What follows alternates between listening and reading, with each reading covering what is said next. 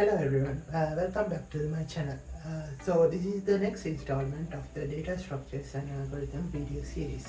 In today's video, I'm going to discuss about time complexities in computer science. So let's go into the video.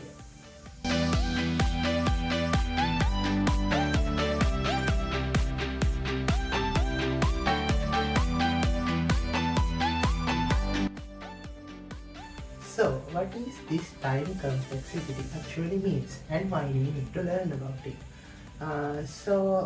Time complexity actually in general means doing a task within the least time consumed, or in other words, doing a task in the most efficient way.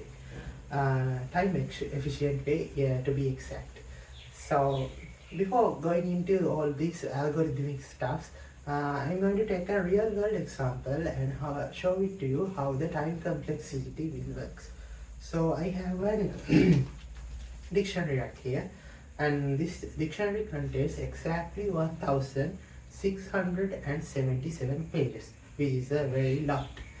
So let's say I need to find the meaning of the word zealous, which is started with letter Z, and this dictionary is actually sorted in the alphabetical way. So I know the letter Z is at the end, but I can use many ways to find the meaning, of course. So let's say no one will do this in real life, but I'm going to turn the pages one by one until I found the word, like this. So this will take a very lot time because I have to actually turn more than 1500 pages because the letter Z actually is at the end of the alphabet.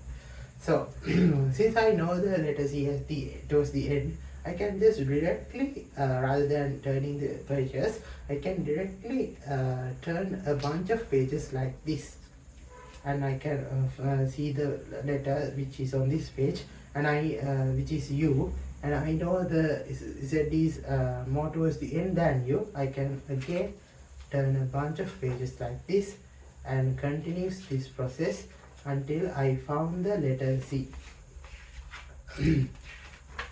And later I found the letter Z, and I can found the word zealous, which is right here. So that is another way to find the word I needed.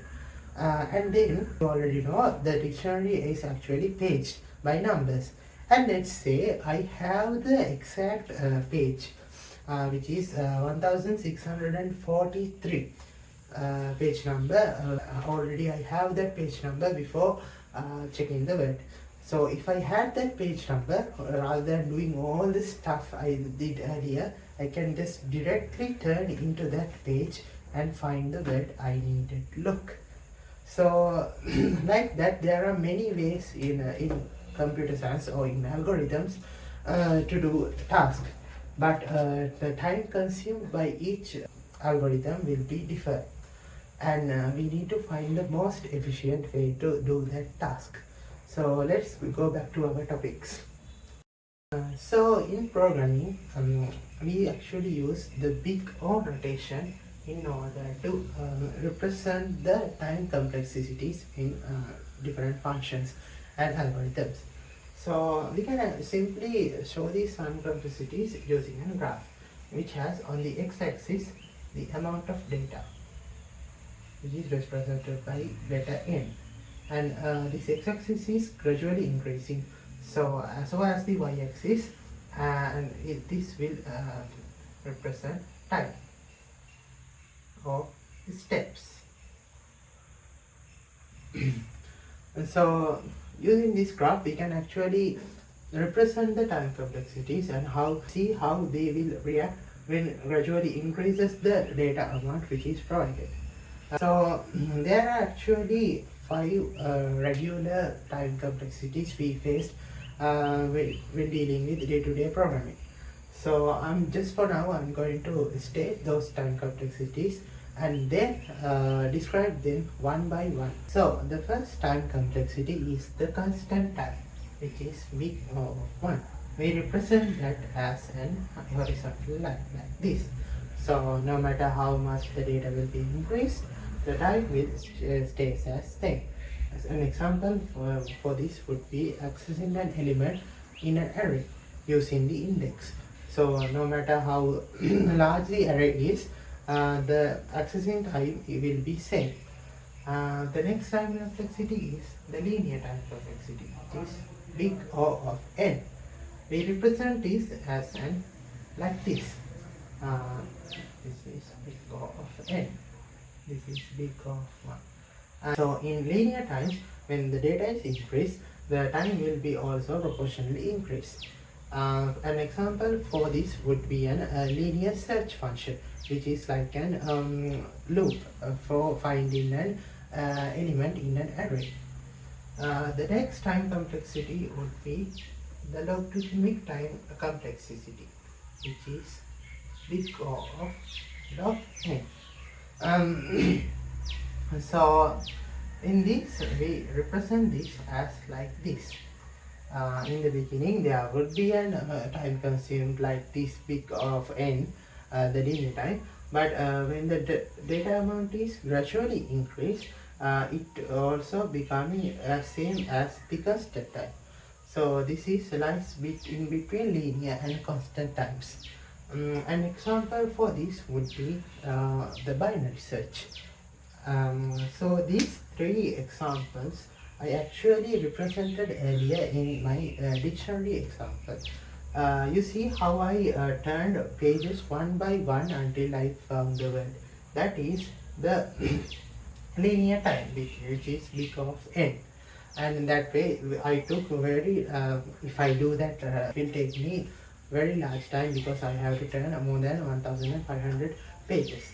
But the second way I used, which is I turn a bunch of pages until I found the right letter, that would be the logarithmic time, which is represented by the big O of log n.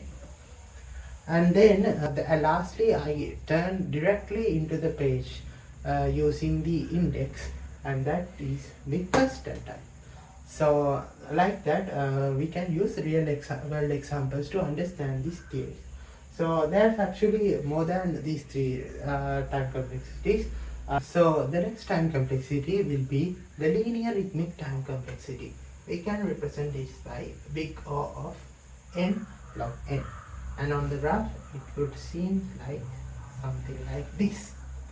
In here what happens is this is same, kind of same as the logarithmic time, but we have a constant time outside that. So it would also take a large time when data is increasing. And finally we have the quadratic time, which is like this. Quadratic time would take the highest amount of time because it is very complex. An example would be a nested loop. As we can know, in nested loop there are many iterations happening and the time consumed will be increased. For an example for the linear rhythmic time, we can take the merge sort. And now let's look at these complexities one by one and how do they act in programs and where to use them. Rather than going into those complex codings which explains the time complexities, first I'm going to take a small coding example and show you how important it would be to actually take a good idea about learning time complexities and using them efficiently. Here I have a task. The task is to add all of the numbers onto a given number. So here I declare a number which currently has 100, and I have two functions which does the same thing but in two ways. Here I have a loop called add-up loop, and here the loop will be executed until the all numbers up to this number will be added up, and here this loop will be executed exactly 100 times before returning the sum, which is a lot. And then I have the same function, but here I used a formula, not a loop. This formula will return the same answer, but will execute this line only one times. So rather than executing a loop 100 times, I get the same answer using executing a single line. So realistically, this actually use the big O of n, which is the linear time. So if I make this number like 100,000, this for this function or this loop will also executed 100,000 times. And here it actually use the big O of 1, which is the constant time. And no matter how I increase this data, this line will be same. So it will only executed one time and return the same answer. So by now I guess you can get a good idea about this time complexity, importance of these time complexities. Now let's discuss every one of them one by one. So let's talk about the time complexities now. The first time complexity I mentioned is the constant time complexity, which is the big O for 1. The graph it seems like this. So no matter how much the data set will be increased, the time will stay as a constant value. To get an idea about that, I use the example of accessing an element using an index in an array. So here I have 1, 2, 3, 4, 5, 6, 7 elements here, and to access the second index, which is this number 7, I would only take one constant of time. So even if this array had 100,000 elements, still the accessing the element at index 2 will be the same time, because it is just an singular statement. So that is the constant time, which is equal to 1. And then let's move on to the linear time. Linear time means in the graph we drew it like this. So when the number of elements is increased, the time would also increase proportionally and gradually. So an example for this one is checking a value is available in an array or not. So here I use the targeted value as 15, and for each and every element in this array, this value will be checked with the elements in the array, and if the target is found, this function will break. So let's say our array had 100,000 elements, and my targeted value was at the 99,999th index. So this function had to loop 99,999 times in order to find the value, which is very time consuming. Thus this will increase the time consumed when the data amount is increased. Before moving on to the logarithmic and linear arithmetic functions, I would like to talk about the big O to the n squared, which is quadratic time complexity. It is also very easy to understand. The example I used here is the bubble sort. Here I have two for loops which are nested, and they will perform this bubble sort function, and the array is sorted. So in here, as you can see, the time consuming is very high, because for every outer loop a certain number of inner loops will be executed.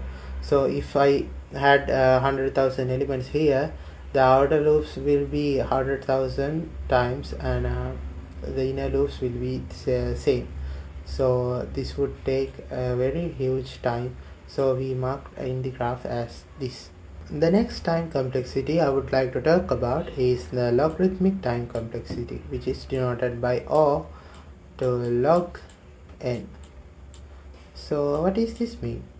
In computer science, most of the all the time, the log n has the secret base of 2. Like in standard mathematics, we don't write the base 10 here when we need to write the powers of 10. Like that way, in computer science we don't actually write 2. We just set this as log n. So what that means? Here, the best example to understand the logarithmic time complexity is the binary search. What happens in binary search is when you have an array of a certain number of elements, when you need to search an targeted value, it will constantly breaking down in halves and checking whether the targeted value is on the left side of the left subtree or the right half subtree. The left part of the array or the right part of the array. This will keep happening until the targeted value is found.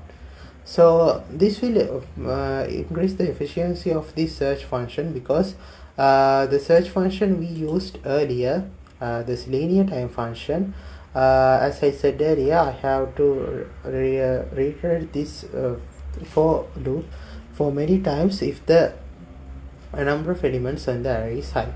But using this method, this array, for example, consisting of 100,000 elements, will cutting down in half.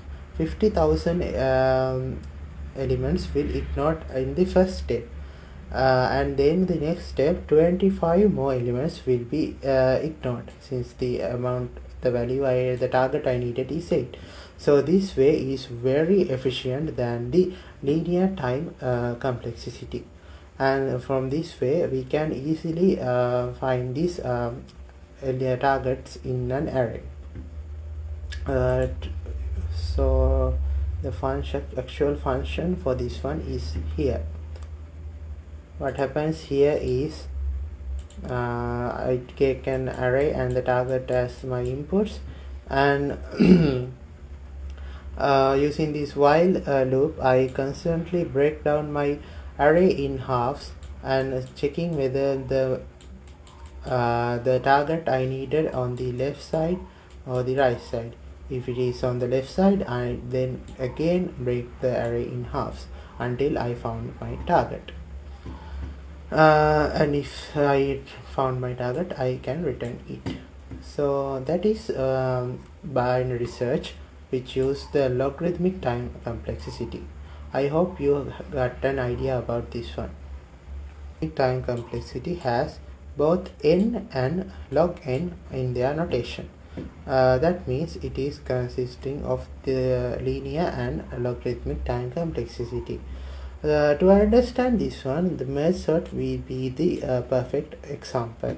What happens in merge sort is the divide and conquer function, which is when an unsorted array is present, it will be divided into smaller sub-arrays and merging them back into the original array while sorting.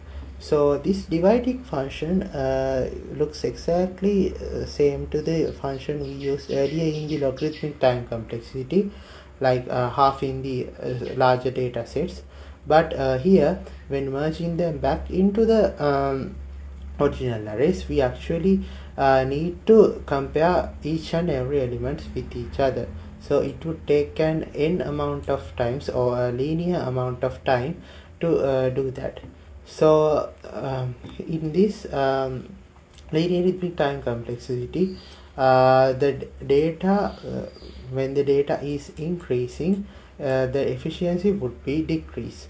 So it would start like the linear time complexity, but when the data is growing fast and fast, the efficiency or the time consuming will also increase. So that is an idea about the linear arithmetic time complexity, which I use the example merge sort here. Actually this merge sort is done by an recursion function here, this merge sort function, and I actually use the merge as a separate function. So this complex function will do that divide and conquer functions, And as I said earlier, if the array is like 100,000 elements large, then this function will take much time, since all the elements on the subarrays need to compare with each other before sorting them back into the ascending order. So I think you all got a clear idea about what time complexity actually is and how important it is to you as a programmer. So what all you have to know is time complexity helps you to makes your algorithms more efficient, or makes your codes execute way faster than you usually do. In summary, time complexity is represented in graphs, and it is represented by this big O notation. So there are mainly 5 time complexities. First one is the constant time, which is a constant amount of time no matter how large the data set is. And then the linear time, which is like this. This grows proportional to the data set, which is for an example, checking an element is available in an array or not. The next time complexity is O big O of log n. This actually is a more efficient time complexity than the linear time complexity. Here the graph would be like this.